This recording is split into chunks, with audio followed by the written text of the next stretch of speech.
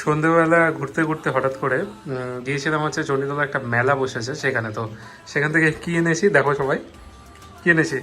আমাদের ছোট্ট একটা কল। দীপা অনেকক্ষণ ধরে ট্রাই করছে কিন্তু জল আর পড়ছে না।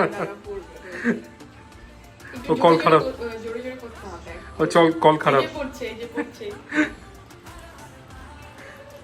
ফাইনালি জল বেরিয়ে গেছে কল থেকে। এই দেখোই দেখো অনেক পড়ছে। এর থেকে আমার বাড়ির কল অনেক ভালো। না, এটার সাথে অনেক ছোটবেলার সম্পর্ক না, এটা বেশি ভালো। তো তোমরা কে কে এই কলটার সাথে খেলেছো?